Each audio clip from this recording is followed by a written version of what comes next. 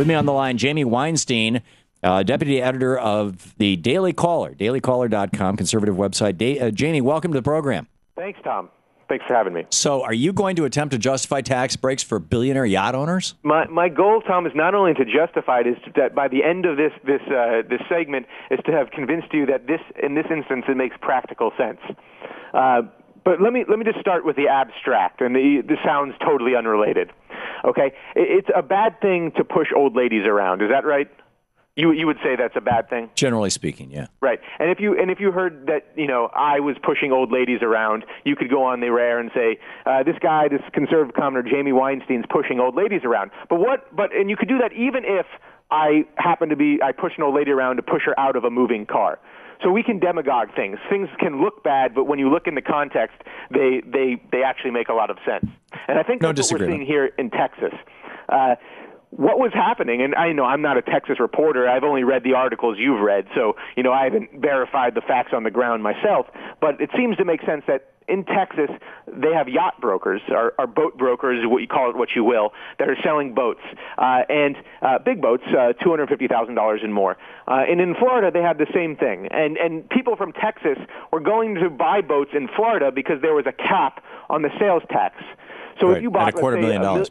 So Texas is trying to drop themselves to the lowest common denominator here. Right. Well, they're dropping them down to $18,000. Right, but because if they didn't, they might lose. But most of these are not jobs. But these are not even manufactured in Texas. They're merely sold there, and many of them are sold there, and they're actually paying taxes on it. The yacht building industry is not centered in Texas. In fact, much of it is not even in the United States anymore.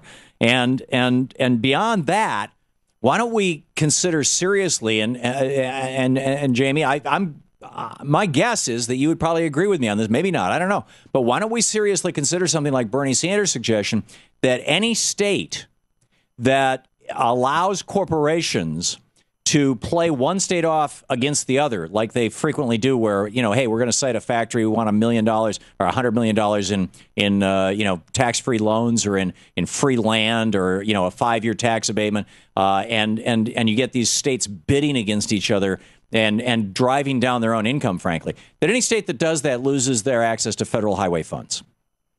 And why not just say we'll do the same thing with sales tax? I mean, it's insane that somebody buying a yacht that costs over $250,000 should not have to pay sales tax on it. That just by saying that you have to agree that in this specific instance it makes sense for Texas to do that. No, I still disagree with that. I still disagree with that premise because most people in Texas are still buying their boats in Texas.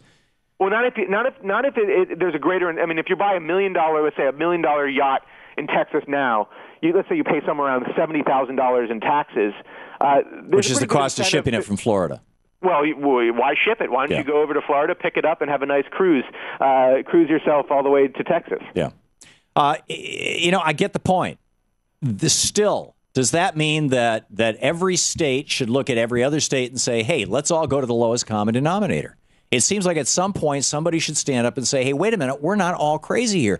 Are we really going to say when 1 in 7 Americans are on food stamps, when Texas is about to lay off 97,000 teachers, 60,000 students are going to be thrown out of college because they're no longer going to have scholarships or state aid. They're not even going to have loans. The pushing the old lady example again. I mean, these are apples and oranges. You're going to lose more revenue by keeping those taxes where they are.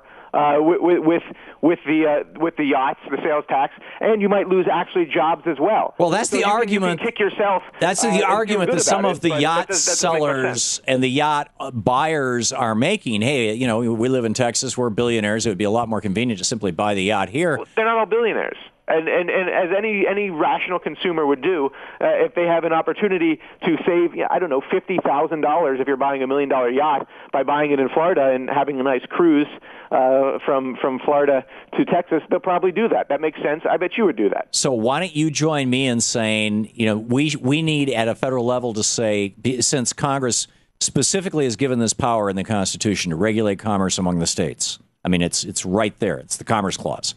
That Congress should use that power to say that when states use tax laws or use tax benefits or use tax freebies or tax giveaways, particularly to millionaires, billionaires, and corporations, that they lose access to some federal benefits like highway funds. Because I'm for expanding freedom and allowing states to do certain things like that. But Tom, I mean, the term billionaires and millionaires, it's a good rhetorical device, but it's I don't know who else buys yachts worth more than $250,000.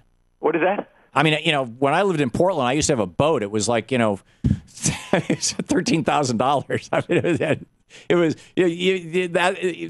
I don't yacht, people that can afford expensive boats. I know people who I know a guy who's got a yacht that's worth more than $250,000, and this guy's worth hundreds of millions of dollars. I mean, people don't buy. He probably created many jobs. He's probably done great things for this country. No, actually, he inherited it from his father, who got it as a result of a welfare program called the Patent Laws. Okay, well, he invented he probably invented something that made our lives all much he better. Invented some stuff that goes on the top of tabletops.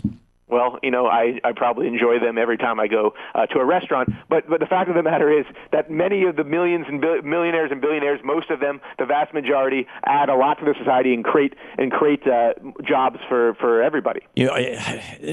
Come on, Jamie. These guys don't create jobs. Jobs are, I'm an employer. You work for the only reason that I'm going to hire another person is if there's more demand for what I'm providing. The people who create jobs are the people who spend money. This is an interesting argument because if you, let's say, make beer, okay, and you have a niche brewing company, and you have to plan for the future, you have to think, your demand is high. You have to build another factory to meet that demand. You have to consider the different variables. It's a risky thing to do. So these people do create jobs. They have to weigh risks and take risks. Jamie, we're out of time. I got your point.